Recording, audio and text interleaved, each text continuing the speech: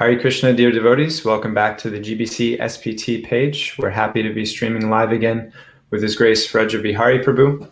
He's an experienced mediator, both inside the devotional community and outside in his work in the secular world. And so today we're going to be talking about dialogue, not debate, the key to healthy spiritual communities. And this is picking up on our conversation that I had with Vraja Vihari Prabhu a few weeks ago, which was centered around some of the kind of logical inconsistencies that can come into conversations, especially conversations about issues that matter to us. So maybe Vraja Vihari Prabhu, could you kind of summarize some of those ideas that we touched on last time, because today's discussion will kind of carry into from those.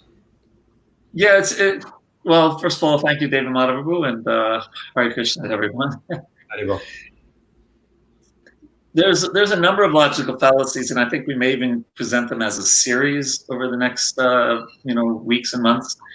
And when we fall for them, or when we get caught up in them, we can sometimes make bad decisions, base decisions on unclear thinking, and that ties in with today a lot, because when we're in the mood that I have the answers and this other Prabhu doesn't know what they're talking about, that often leads to really unclear thinking. It's often fueled by the mode of passion. It's often fueled, as we'll be talking in a few minutes about, by jalpa and vitanda rather than bada, and we'll explain those terms in a minute. And it can lead to just being influenced by Kali Yuga. Anyone who picks up the papers anywhere in the world right now just sees the influence of what's happening in the world, and the bifurcation of people's into different categories and different camps. And we have to be careful in ISKCON not to fall for that. We're all in the same camp, this camp of Lord Chaitanya, camp of Srila Prabhupada. Mm. And you've had a lot of experience yourself in helping devotees to navigate those tensions on different issues, apparent, and there's no lack of them today also. No lack. A lot of sensitive topics. So hopefully today we have a graphic that we're gonna toggle back and forth with.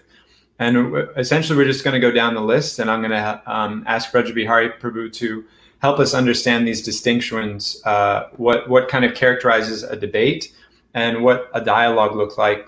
Vraja Vihari Prabhu, maybe just in general, could you summarize those two terms and what the ideal is that we might be working towards here? Thanks. And before I do that, I just thought we're not alone. We debate with each other very much like pretty much any faith-based organization. I was telling a friend of mine who's in the conflict resolution field in the Mennonite church, and I told him about some issues that we were dealing with in ISKCON, and he wrote me and he said, I found it strangely comforting that leaders in your tradition are apparently as prone to throwing quotes from scripture at each other as our leaders in my tradition. Mm. So really, Prabhupada's hope for us was that we would be better than others at things like this, and learn also perhaps from mistakes of history, both in the Vaishnava history and also other faith-based histories, which are, of course, it's Kali Yuga, there's going to be conflicts. So you asked me to first define terms, so to speak, here. Yeah. Set up our we have two terms that we're kind of setting up in opposition or contrast to each other here. So debate and dialogue, how are those commonly understood? Well, I really appreciate that, because we use the word debate a lot, and our scriptures are full of the word debate. Lord Chaitanya debating with Keshava Kashmiri, and let's see, what other debates were there? You could say sometimes it's considered that he was debating with Sarvabhauma Bhattacharya, or he was listening to him for 7 days. And we hear Srila Bhakti Siddhanta Saraswati Thakur, the Singha Guru, and defeat everyone. What is that? That one of his pranam mantras, Apasiddhanta Dhanta Harine, right? They defeat the other Siddhantas. So debate is, I want to clarify the terms here. because debate is something that we use a lot. So what we're talking about here in debate as opposed to dialogue would be referring to that Bhagavad Gita chapter 10 verse 32, where Krishna says that I am Vada, the actual conclusion. Prabhupada says, he says the actual conclusion is called Vada. And we distinguish vitanda, which is quibbling or merely destructive argument in which one tries to defeat the opponent by any means possible, but does nothing to substantiate or positive. I'm reading from Gopi Pranadhana Prabhu's translation, but does nothing substantial to positively prove one's own thesis. So that's vitanda. And jalpa is even using sometimes various deceptive means to unfair arguments to defeat someone else. So vitanda and jalpa are forms of argument where winning and not necessarily determining the truth is the main consideration. So what I mean by dialogue could also be debate, but it's debate that's fair, that's listening to one another, that's respectful, and not just that I got the answer, you don't, and I have to defeat you. We sometimes have debates like that, especially perhaps when we're speaking to people who are not familiar with Krishna consciousness, and they present some kind of philosophy that we just know is, like eat, drink, and be merry. So we might debate with that person and point out very strongly sometimes the flaws in that logic. But amongst devotees, I think it's really beneficial to assume good intentions and seek clarification. Now, devotees can also be influenced by the illusory energy, by Maya. That comes out more clearly in a dialogue than in a debate, if we're using the word debate as vitanda and jalpa and dialogue as vada. Is that all right? Yeah, so maybe just to kind of bring it down to two principles. On the one side, you have a conversation where I'm kind of assuming I'm right, and the goal of this conversation is to get you to recognize that. Right. And those are the jalpa and vitanda. Yeah, and how good does that work? Have you ever had that? How often have you been able to change other people's minds? Well, sometimes I might be able to manipulate the situation and get others to agree with me also, but very rarely do I change the mind of the person that I'm actually trying to have the conversation with. It's not so easy. Of course, as a preacher, Krishna Shakti Vina Nahi Tara Pavartana. If we're empowered by Krishna, we can do that. And a little later, I think I'll quote that letter from Balavanta Prabhu to Balavanta Prabhu from Srila Prabhupada, where he gives some tips on how to do that. But I'm sorry, I cut you off. You were trying to summarize what I was saying about jalpa and vitanda. It's okay. I was just appreciating you pointing out it's rarely effective, right? And so it kind of, in my experience, it really puts the onus back on me. What is the goal of my attempt here? Do I want to be right, or do I want to be serving what's right? It's making me recall back to an essay that I wrote in college for my world literatures course, and the final was the professor asked us to look at the differences between the different world literature traditions that we had studied. What were the different themes that were brought out? And I was thankful to recognize that actually most of the themes were the same. They were just approaching them from different places, and they may have used different tools to accentuate, but the same general ideas of love and trust and honesty and deception and violence, all of those were common amongst all of the different world literatures. And that's been my experience also in conversations with devotees and also people not part of our movement. Generally, people's concerns are fundamentally the same. They just have different ways of getting there.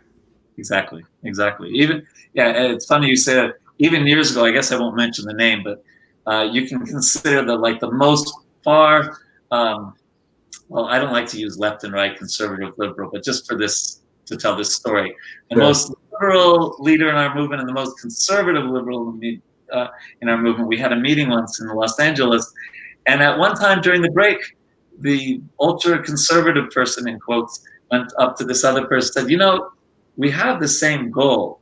We're just approaching it. We're just approaching it from a different angle. And I was like, "Whoa! I wish I had a tape recorder." We all wish you had a tape recorder at that. Maybe video also, because tape recorder can be more easily manipulated. Okay, so let's maybe get into this this document that you shared with me, which just nicely it bullet points the different dynamics going on between the debate and the dialogue. So the first characterization is that a debate is oppositional. Two sides oppose each other and attempt to prove each other wrong. And you point out that a dialogue is collaborative. Two or more sides work together toward common understanding.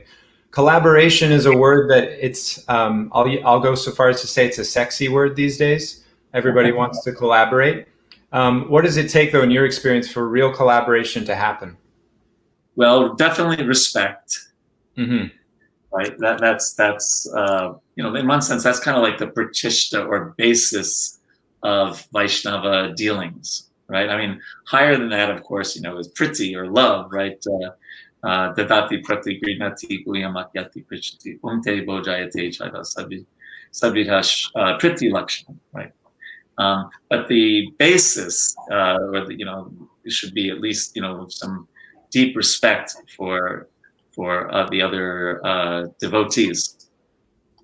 So collaboration is, yes, it's a fancy word these days. A word that Srila Prabhupada used constantly was cooperation. I think I mentioned this before, I once started to go through the database and just take one or two sentences from whenever Prabhupada used cooperation in a managerial sense. Not necessarily, I didn't include those things like, you know, cooperate with the Supreme Lord, but really when he was talking about ISKCON. Interpersonal relationships, basically. Yeah, well, and also just how the movement should be run. Okay. And I think I got up to like 9 pages of these short quotes, and I quit. I wasn't even done. I think I was done through about 75% of the conversations and letters. So it was such a principle for Srila Prabhupada that we cooperate with one another, and of course we have those famous quotes. I think I copied it here someplace in my notes because I got it from a talk that Satsarup Maharaj gave. If you cooperate amongst yourselves, this will be the most pleasing thing to me. Very well. And then, of course, the famous one: your love for me will be proven by how you cooperate after my departure. So collaboration, working together, the idea is that we by respecting one another, even if we think the other person's totally off the wall, that will come out eventually in the discussion. But at first, start with the, you know, assuming good intentions, sitting down respectfully with one another, and it's collaboration is, if you can envision this. What was the other word? The other word was opposition. Yeah, opposition. Yeah. So if we are on the other, if there's a desk between us, and I'm facing you, and the issue or whatever we're discussing is in the middle, and we're kind of doing like a tug of war, you know, figuratively on that issue, right? You know, and we're opposite each other, right? And cooperation or collaboration is we're on the same side. We're both on the same side of the table and looking at the piece of paper or whatever the issue, and working together to towards the goal. Towards the goal, of avada, of finding the truth. Yeah. And it may be on some issues that one person has the truth, one has 99%, the other has 0 or 1%. That may be, but you're not going to find that out in just trying to defeat them, but actually in talking respectfully and having a good dialogue. Yeah, that sounds something also like the idea of hating the disease and not the person with the disease. If there's some misunderstanding they have, that doesn't say something about them fundamentally.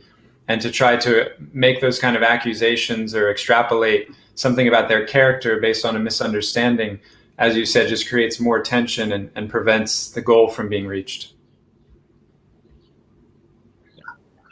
Yep, and that's one of the logical fallacies we'll probably talk in future discussions. But the ad hominem, where you attack the person instead of what they're saying, because you have this preconceived idea of what they're like. And of course, for us, We have a lot of preconceived ideas about our friends and members of ISKCON. Yeah. Well, yeah, the world in general lends to needing to do that because we're exposed to so many people. And this is one of the challenges I find with the internet age in general, is that we're given the idea that we know people and we have some, daily impression of them, but that impression is so shallow and based on so much superficiality that most of the judgments that come from it are dangerous. Right. And we sometimes characterize a devotee by one position that they hold, and not forgetting that they love us, the same kirtan leaders as we do, or the same passage in the Bhagavatam, or they're suffering from a disease, and they have a life outside of that one thing that on Facebook or something. Absolutely. Even being a member of ISKCON, so I don't appreciate when people lump me into a kind of box of what that means. That I agree with all of the things which are going on everywhere across the movement. That isn't the case for anyone I've ever met, including myself. And that assumption just really stifles conversation. Yep. And I got you all figured out, David. I know exactly where you're at. Well, you're an expert, Prabhu, so I trust your professional opinion. But for everybody else, they need to know me personally. Yeah, right. So let me bring up the next, and I think this is one we kind of brought out already, that in debate, one has winning as the goal, and in the dialogue, one has finding common ground as the goal. And wouldn't you say that goes back to this idea of recognizing what the ultimate goal really is? Yes, and also understanding that passion and maybe ignorance also really push us to have that kind of mindset. And Prabhupada told that funny story. I'll just read it verbatim here. That he said, two men were arguing about which cutting instrument should be used, a knife or scissors. Knife, said one. No, scissors, said the other. Their talk became a heated fight. If you don't agree, said the man who advocated the knife, I will throw you in the river. No, I'll never change my mind. It's scissors. So the knife advocate threw the other into the swift river. He swam for a while, but became exhausted and began to sink. But he was so stubborn about holding his point of view that even after he was sinking under the water to his death, he held up his arm and crossed his fingers back and forth like a pair of scissors cutting. So we don't want to do that. We have so much work to do.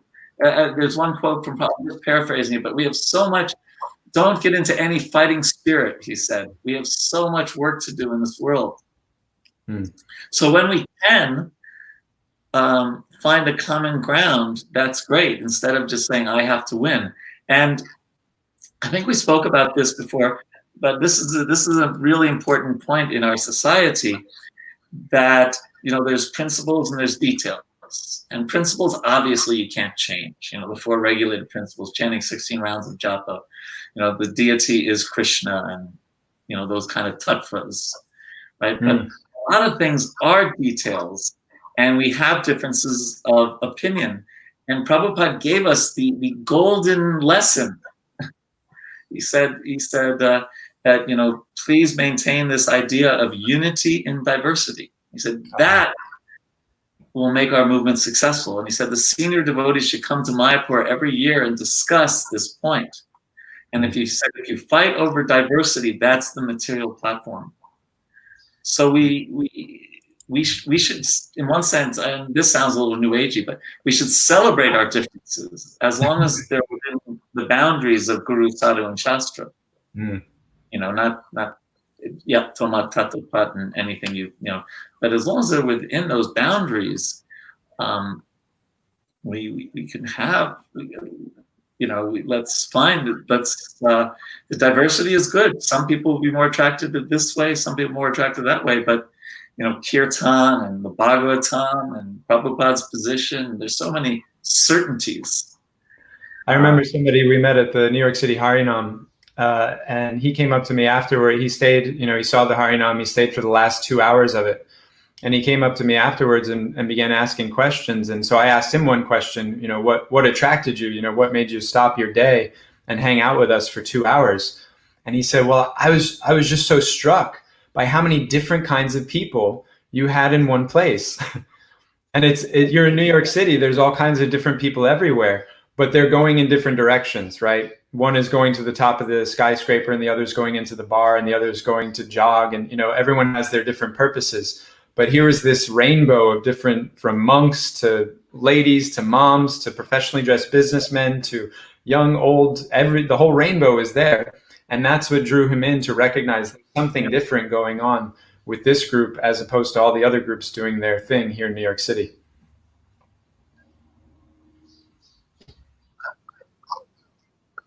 That's nice. And Prabhupada once said this beautiful statement. Again, I'm paraphrasing, but he said, "A vase of flowers is beautiful when there's a variety. Variety is the mother of enjoyment," Srila Prabhupada said many times. Yeah.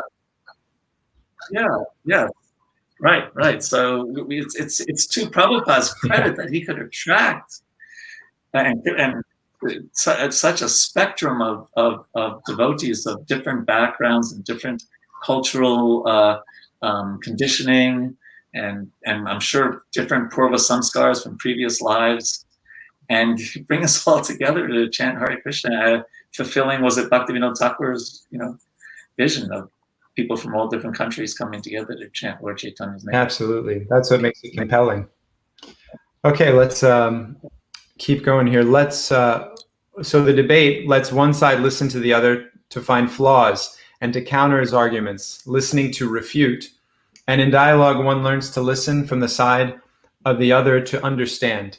I heard once, most people are listening, only waiting for their turn to talk. Is that exactly how this is being characterized? Yes, exactly. And even if you think the other person is totally bogus, the best thing to do is listen to them very carefully. so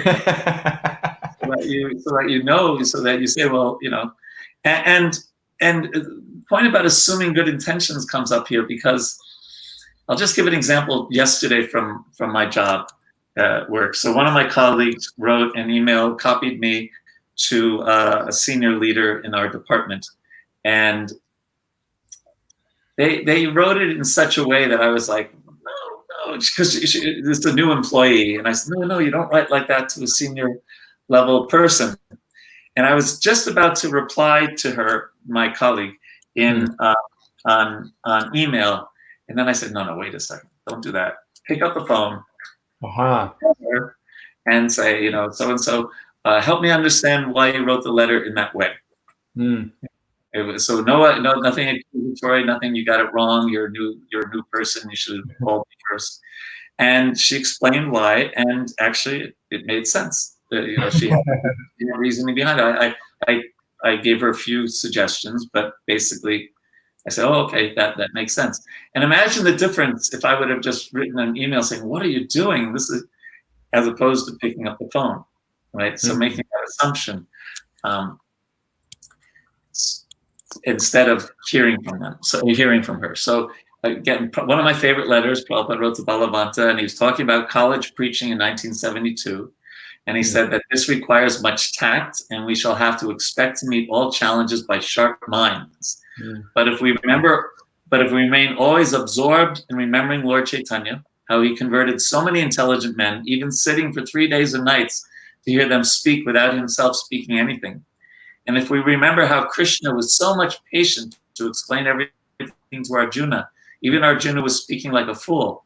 In this way, being always tolerant of others and appreciating their points of view, it will be easy matter for us to convince them gradually to join us. So we should really listen carefully and try to understand another devotee's point of view, especially with devotees. Yeah, the danger of assumptions, it just wreaks havoc. And even we see in our Shastra and Krishna Lila, so many examples. I think we talked about a few last time of the danger of assumptions and what that creates. And that comes up in the next bullet point. Let's bring it up then, and maybe you can touch more on that. So a debate, there we go, defends assumptions as the truth, and a dialogue reveals assumptions for re-evaluation. Right, and I think we spent last time, but it's almost worth it to go through a short. The Shastra is teaching us again and again and again about being careful about making assumptions, right? Parvati's assumption about Chitraketu, Parikshit Maharaj's assumption about Sanak Rishi, Hiranyakashipu assuming that he was immortal, the Yamaduta is assuming that Yamaraj was supreme, and that these young Vishnu Dujas didn't know what they were talking about.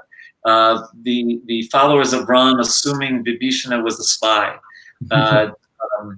Sachimata assuming Advaitacharya, right, was preaching to Vishwarup, right, to take sannyas.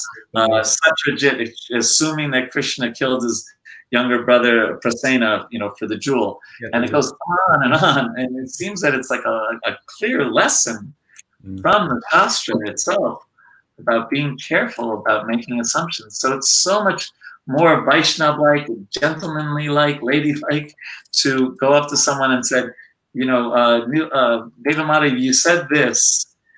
Could you explain that to me? I'm having trouble seeing how that's in line with what Prabhupada is teaching, but help me understand your train of thought. Instead of just assuming, Devamata, you are so bogus. Prabhupada says right here. Right? Because then we can have a snowball fight over Prabhupada quotes. And speaking for my generation, we're the soundbite culture, where we've been trained on 30-second clips, and it's difficult to even digest a whole idea anymore. I was just considering that in terms of books and how many people read books, the level of investment it takes to sit through and read 300 pages of thought from another person versus just a meme. Right, yes.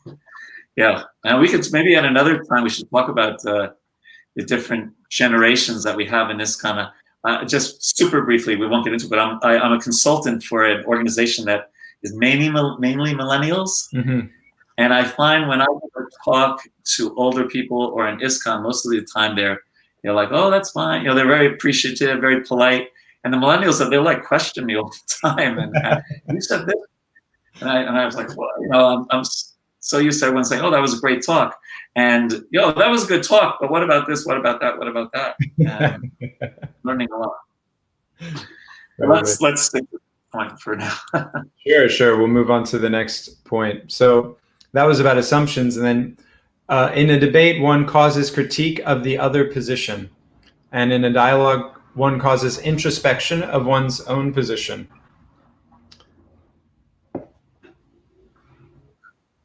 Right. So we do, this is not written by Vaishnava, so, it's not 100% what we need to follow. We do critique other people's positions, but sometimes I find, at least in my mind, that's what I go to first. Uh-huh. Right. Just, instead of saying, well, let me think about my, it's called what we're basically talking about here is a creative argument instead of a fixed argument, or using the word argument, but dialogue. And I'm not giving up my point of view. This is, by the way, dialogue is not weakness. It's actually much stronger. You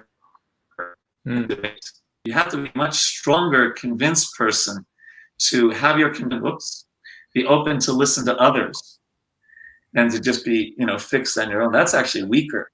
It takes a much stronger person to listen to someone else and consider, okay, now I have my strong opinions, so and so, but he made one good point. I don't so much accept that second point, but I would be willing to look at making some adjustments to my ideas based on that valid consideration that they. Yeah, right? So I think that's so making us introspective. But yes, I was just thinking about those who are considered great. Prabhupada is as thought. I just spoke over you. Go ahead, Dave. It's okay. I think there's a bit of a lag in the connection. So I was just considering, even in the secular world, great leaders are considered those who can rally many different positions. Whereas it's kind of recognized this tendency towards personality cult, where people become locked into one particular idea, and their momentum or the leadership of the people in that organization is centered around othering everybody else around them, kind of shaming people for doing things differently. Right. Yeah. Okay, should we go on, or? Yeah, I think we're doing good on time and also on progress here. Okay. So yeah, introspection. One other point to that, I heard a devotee in Vrindavan whose name I'm not going to remember right now, but He said the Shastra was given to evaluate ourselves, but we only use it to evaluate others. So that tendency to be very eager to look for the faults of someone else. And that's what my spiritual book is for, is to analyze the faults of the people around me instead of inside my own heart. Yeah. And was it T.S. Eliot? We both read the Bible day and night. You read white, you read black, and I read white. Right. Yeah. So in a debate. Yeah. But that's. Please go ahead. No, I was going to say that one quote from Prabhupada, one statement by Prabhupada that's like a soundbite, is a devotee is as thoughtful as a non-devotee is speculative. So part of being thoughtful is being introspective, right? And questioning ourselves and questioning the lens by which we see the world. Because we all have our lenses. Our lens is supposed to be Guru, Sadhu, and Shastra. And I think if we're honest, it's sometimes mixed with our, like I said, our purva samskars, our early training in Krishna consciousness, our upbringing, the culture that we were brought up in, etc. Otherwise, what accounts for any devotee in ISKCON having a different opinion than anyone else? Because we're all reading the same book, all chanting the same mantra. Yeah, well, there's as you pointed out, the material side, and then there's also the spiritual side. That in the spiritual reality, it's not that everybody's doing the same thing. We all have our different expression, flavor of love that we're bringing, and that's what's wonderful and exciting. So the attempt to stereotype what it means and looks like to be a devotee, even in this world, is to really miss the import of the philosophy in total. Yeah, that's a great point. And Rupa Goswami talks about that in Bhakti Rasamrita Sindhu, that when he's talking about the 9, Shravanam, Kirtanam, Vishnu, that one can attain perfection by practicing just one of them, or 2 of them, or all 9 of them. There's variety, and of course we're all so fortunate that we have our own personal relationship with Krishna. That variety. Okay, moving on. Defends. So in the characterization of a debate, one defends one's own position as the best solution and excludes other solutions. And in the course of a dialogue, one learns to you become open to the possibility of reaching a better solution than any of the original solutions. Right. So I think we pretty much covered that. Yeah. That's one opportunity. Sometimes collaboration is that between the two of you, 2 clouds come together and create lightning. One hot cloud and one cold cloud, and that's what creates the lightning by them coming together. Something that wasn't there before. So that considering that possibility, I get excited myself. I've learned to appreciate that opportunity to be in the presence of someone who doesn't agree with everything I'm going to say. Mm-hmm. Well, thank you. And I've done, I don't know, hundreds of mediations and conflict resolution situations with devotees. And I find when there is respect, when people are listening to each other, Krishna's pleased, and Krishna appears, not necessarily, to our eyes, but in that discussion, Krishna appears, and the devotees come up with sometimes a third way that is so much better than 1 + 1 = 5. Yeah, and it's I find it's, and my understanding is it's the fact that Krishna is pleased with them by the way that they're dealing with one another, and that is substantiated in the Bhagavatam. Let's see, this is Canto 4, Chapter 30, where Krishna says that, my dear sons of the king, I am very much pleased by the friendly relations among you. All of you are engaged in one occupation, devotional service. I am so pleased with your mutual friendship that I wish you all good fortune.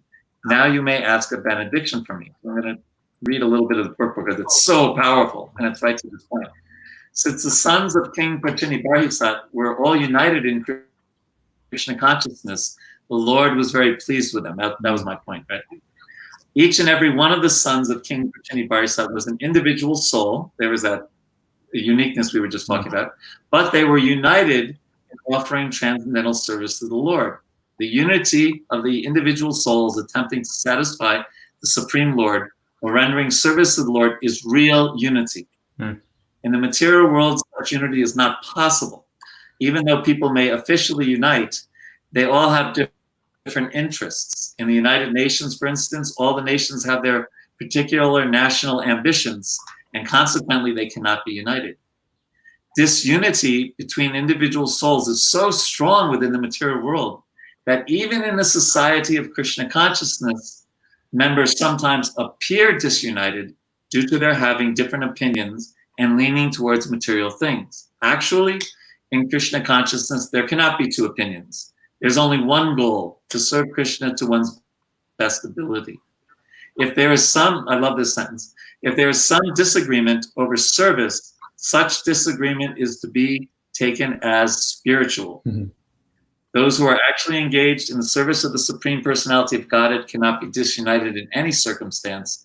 This makes the Supreme Personality of Godhead very happy and willing to award, and here's the point, all kinds of benedictions to his devotees, as indicated in this verse.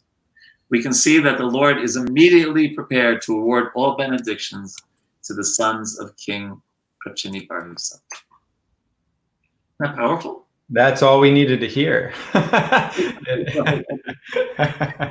Prabhupada he stole the show as usual. Yeah.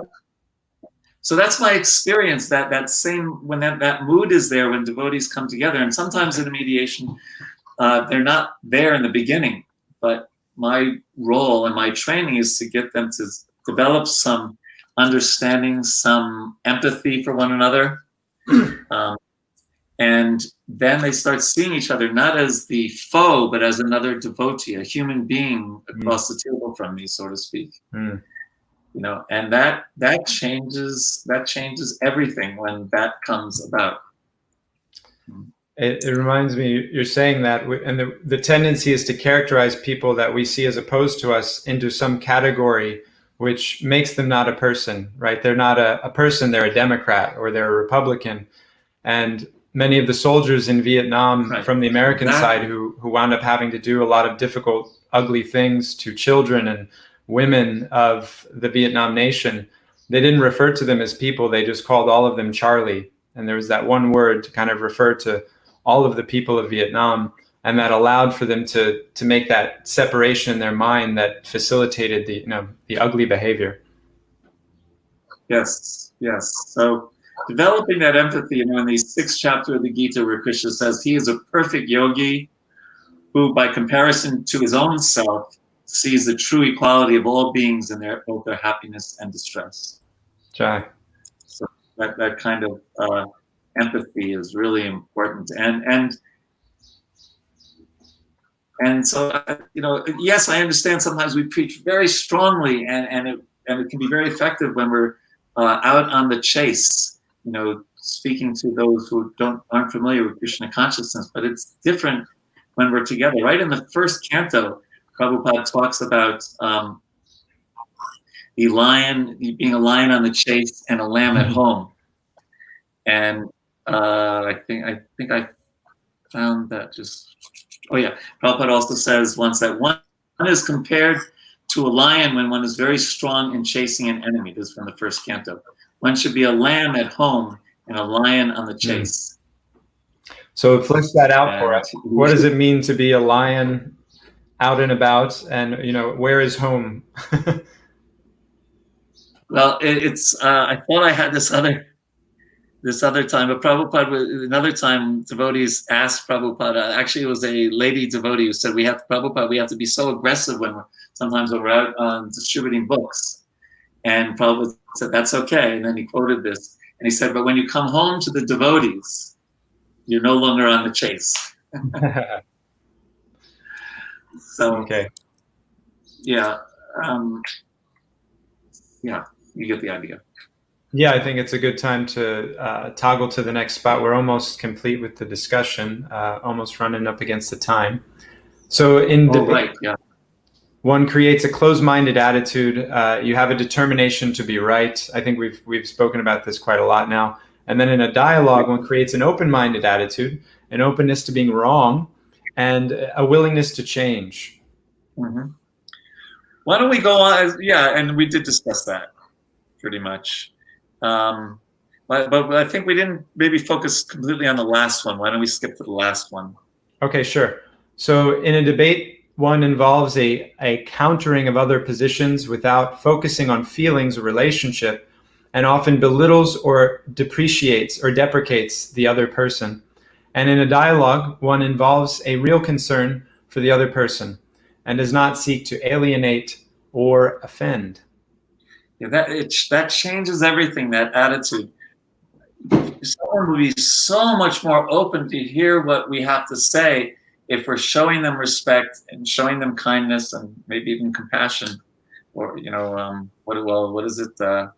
Jiva Doya Vaishnava Seva, wood of service. They'll be so much more open to hear what we have to say, Yeah. and vice versa. If when the other person is showing us that kind of kindness. And as much as we'd like to think everything is just shastric, and it's we're often both have Prabhupada quotes, we often both have shastric quotes, and a lot of it is emotional, a lot of it is relational, a lot of it is my way of being trained, my way of seeing the world, my worldview. And then this problem that I think we mentioned last time, that sometimes we don't have this idea of unity and diversity, and therefore we have this idea that the ISKCON is only going to accept one way of seeing things. And if it's going to be only one way, it has to be my way, because otherwise I just won't be able to relate to this society. So it's almost like a self-preservation. Mm. But if not on principles, but on details, if we can allow for variety, and I can say, okay, you do your thing. I'm not attracted by the way you see X, Y, and Z, but I respect that that's the way you see things, and it appears to be within Prabhupada's teachings, Krishna's teachings. I'm going to do the way I think is more appropriate. But let's all, like after the day in the battlefield of Kurukshetra, let's all sit down and take prasadam afterwards, have a kirtan, and because we have these goals that transcend our differences. Yeah, that's maybe a helpful point to bring out. I love Vaisheshekha Prabhu. He often says, keep the main thing the main thing. Yeah. And one of the challenges I see in our society is that a lot of tertiary, secondary considerations have become the central feature of a particular discussion or a particular sangha. So how can we differentiate between principles and practices or particulars, as you were speaking to earlier? What are the main things and what are the things which are secondary? What's some metrics for figuring that out? Well, the devotee once asked Prabhupada, how do you know the difference between principle and detail? He said, that takes some intelligence. He gave a real introspective answer. But I think that, again, comes out when we have respectful discussions with one another. When we say, well, I really see this as a tool, Prabhu. And you say, well, I don't know, because Prabhupada says it in different ways at different times, so I think it's more detailed. Right? And having that back and forth, often, not always, but often will lead to a common understanding. There's something else you touched on previously, which I appreciated the point you mentioned about the importance of being introspective. And Krishna brings that out in chapter 5, text 6. He says, Yoga Yukto Muni or Brahma, be a thoughtful person, thinking about how to connect with Brahman, with the supreme truth. So that seems to run in contrast to this idea of not being speculative and not being mundane in our pursuit of knowledge. And so in the name of not being mundane and speculative in our pursuit of knowledge, oftentimes it seems that the ripe discussions that are needed are suppressed to some degree. So again, I'll throw it back to you, how to overcome that dynamic, what characterizes a healthy form of thoughtfulness, and what is that unhealthy kind of speculative nature like? Well, nothing like dropping a big question with 1 minute left. We've got 15 minutes left, so. Oh, I thought it was a 45-minute discussion. Pretty much, I think we kind of discussed it already. I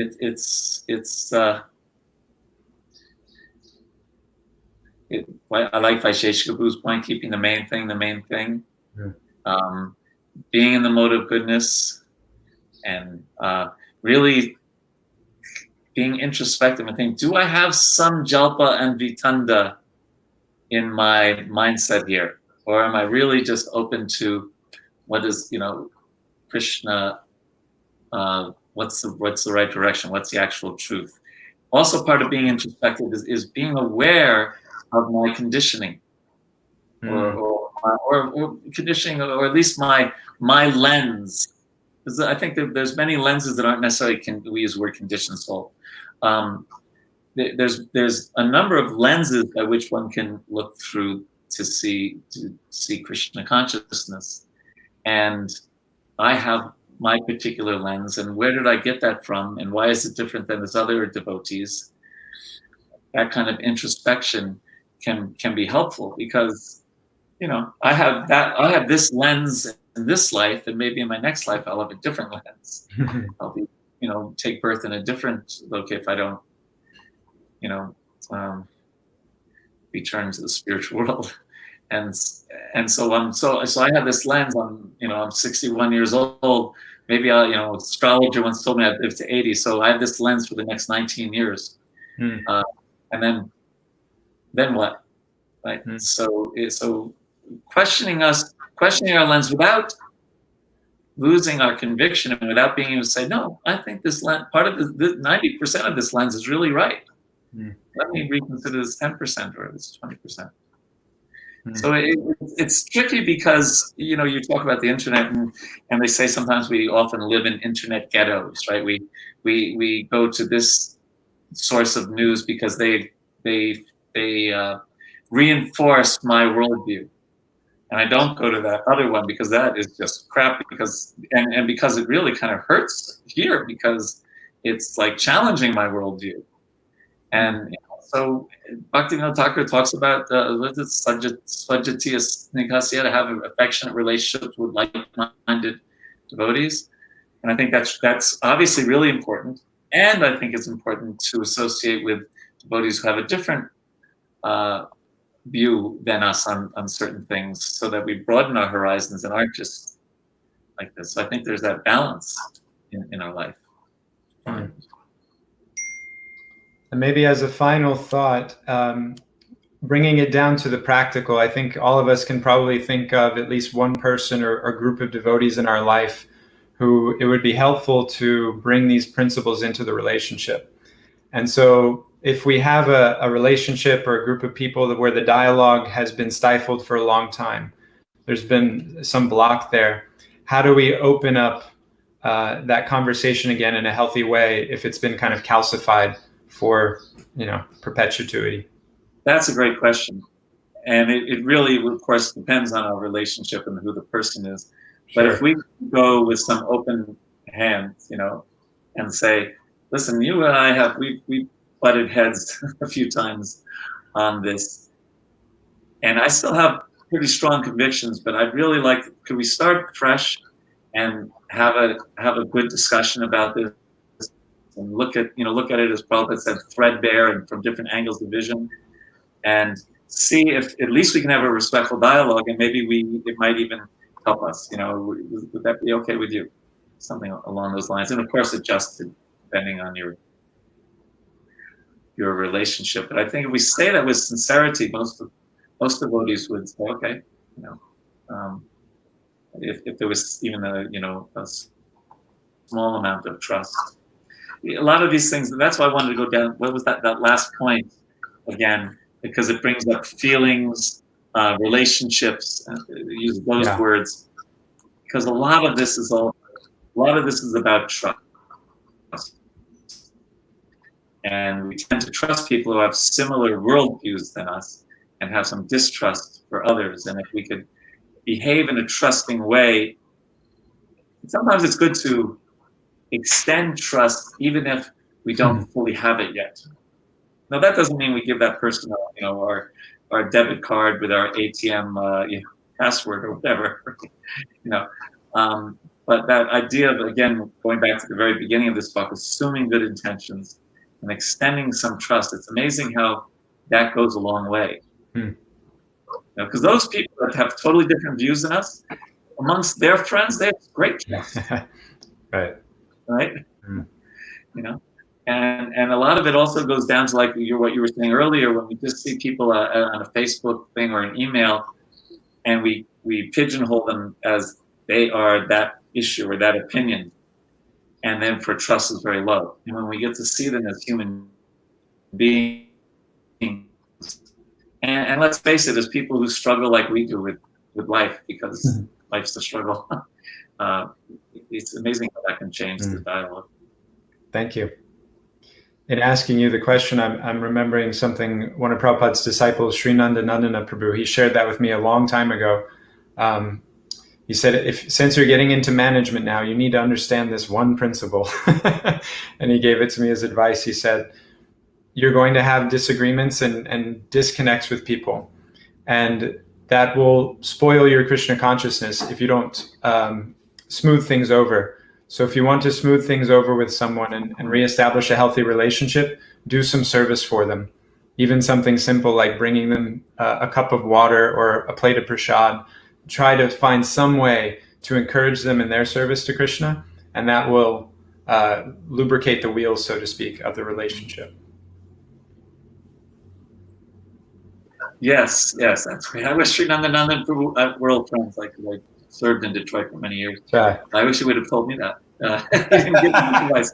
But yeah, a simple thing that I did once, and maybe I mentioned this last time. We had the Sangha of GBC's gurus and sannyasis, and so the opening, I tried to put them in groups where people either they didn't know or they had some friction with, but the direction was that they had to tell. There was groups of 3. They had to tell each other how they came to Krishna consciousness. And one of the most opinionated people there came up to me and said, that was the best exercise I've ever been in ISKCON. Because you see, I was, walking down the street and, worrying about my girlfriend or whatever, and this devotee hands me a book and, whatever it is. And you immediately see the sincerity that led them to surrender to Prabhupada. And it changed people's views of one another, like, really. Right. Tushyanti cha ramanti cha, that satisfaction and pleasure comes from that sharing of our experience of Krishna. Yes. Yeah. And we need that kind of sangha. Jai. Okay, Vraja Vihari Prabhu, thank you so much for coming on again and helping us develop healthier communication habits for ourselves.